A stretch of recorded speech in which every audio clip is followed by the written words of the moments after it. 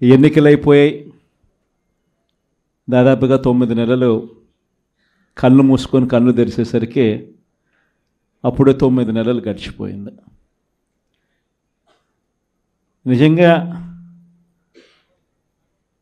2019 నుంచి 2024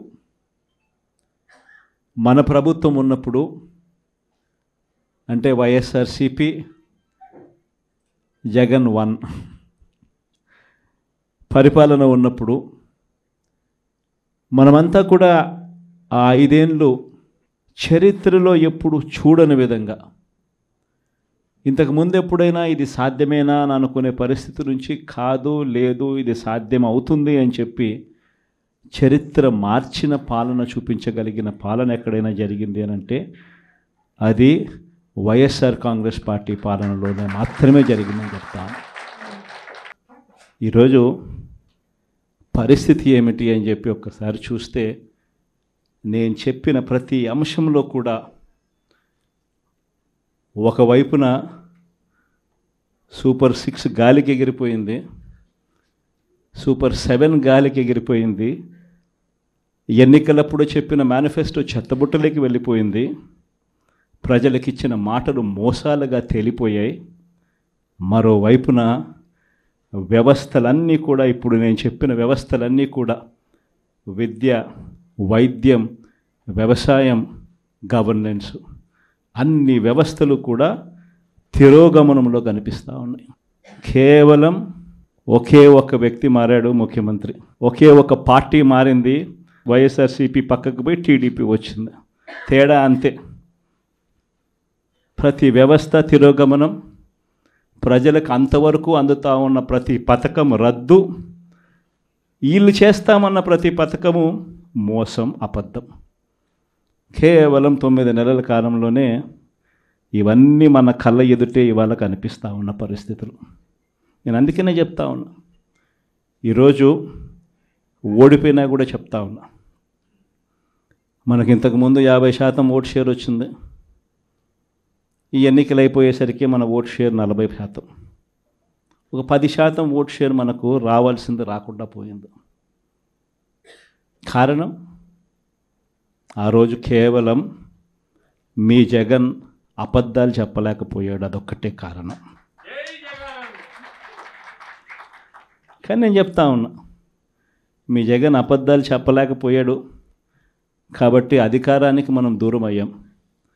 కానీ అధికారానికి దూరం అయినా కూడా మీ జగన్ మీ గుండెల్లోనూ మీ మనసుల్లోనూ లీడర్ అంటే ఇలా ఉండాలి అని చెప్పి మాత్రం ముద్ర వేయగలిగాడు. కారణం ఏమిటంటే, రాజకీయాల్లో ఉన్నప్పుడు విలువలు ఉండాలి, రాజకీయాల్లో ఉన్నప్పుడు విశ్వసనీయత అన్న పదానికి అర్థం తెలియాలి. ఈ జగన్, మీ జగన్ మరో 30 సంవత్సరాలు రాజకీయాల్లోనే ఉంటాడు.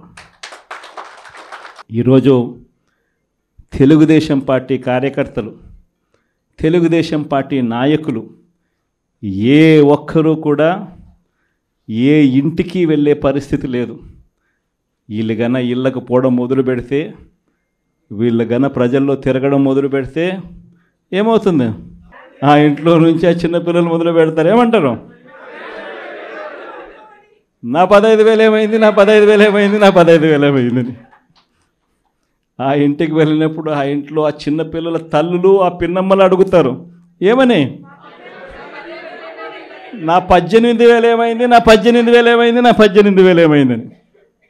ఆ ఇళ్ళకు పోతే ఆ అమ్మలు, ఆ పిన్నమ్మల అత్తలు, వాళ్ళ అమ్మలు వాళ్ళేమడుగుతారు? మాకు 50 ఏళ్ళ వయసు వచ్చింది, మాకు 50 ఏళ్ళ వయసు వస్తూనే మీరేమన్నారు? మా 48,000 ఏమైంది, మా 48,000 ఏమైంది, మా 48,000 ఏమైంది అని అడుగుతారు. ఆ ఇళ్ళకు పోయినప్పుడు ఆ రైతులు ఏమడుగుతారు? మా 20,000 ఏమైంది, మా 20,000 ఏమైంది, మా 20,000 ఏమైంది అని అడుగుతారు. ఆ ఇళ్ళల్లో నుంచి ఆ 20 ఏళ్ళ పిల్లాడు, ఆ పిల్లాడు ఉద్యోగం ఎతుకుతా ఉన్న 20 ఏళ్ళ పిల్లాడు ఏమంటాడు? నా 36,000 ఏమైంది, నా 36,000 ఏమైంది, నా 36,000 ఏమైంది అని. ఇలా చంద్రబాబు నాయుడు గారిని ఆయన కూటమిని, ఆయన నాయకులను, ఆయన కార్యకర్తలను ఏ ఒక్కరూ కూడా ఇళ్ళకు వెళ్ళి, గ్రామాలకు వెళ్ళి, ఇళ్ళకు వెళ్ళి ఎవరిని కూడా వీళ్ళు కనీసం పలకరించే పరిస్థితి కూడా లేదు. పలకరిస్తే వీళ్ళే అన్నారు, మేము సూపర్ 6 ఇవ్వలేకపోతే, సూపర్ 7 ఇవ్వలేకపోతే ఏమన్నారు? కాలర్ పట్టుకోమని మీరే అడిగారు కదయ్యా, మీరే చెప్పారు కదయ్యా. చెప్పడమే కాకుండా బాండ్లు కూడా ఇచ్చారు. ఇదిగో బాండు, రాసుకో బాండు, ఇదిగో మీ దగ్గర పెట్టుకోండి అని బాండ్లు కూడా ఇచ్చినారు. బాబు షూరిటీ, భవిష్యత్ గ్యారంటీ అని కూడా బాండ్ ఇచ్చినారు. మరి ఈరోజు ఏంది? బాబు షూరిటీ, మోసం గ్యారంటీ అని చెప్పి రుజువైంది అని ఈరోజు కాలర్ పట్టుకునే పరిస్థితిలోకి ప్రజలు ఇప్పుడే ప్రశ్నించడం మొదలుపెట్టారు. ఈ ప్రశ్నించే పరిస్థితి నుంచి ఇక నెక్స్ట్ కాలర్ పట్టుకునే పరిస్థితిలోకి పోవడం అన్నది ఇక త్వరలోనే జరగబోయే కార్యక్రమం. నేను ఇవాళ మీ అందరికీ కూడా ఈ విషయాలన్నీ ఎందుకు చెప్తున్నానంటే, అన్ని రకాలుగా ఈ ప్రభుత్వం ఫెయిల్ అయిపోయింది.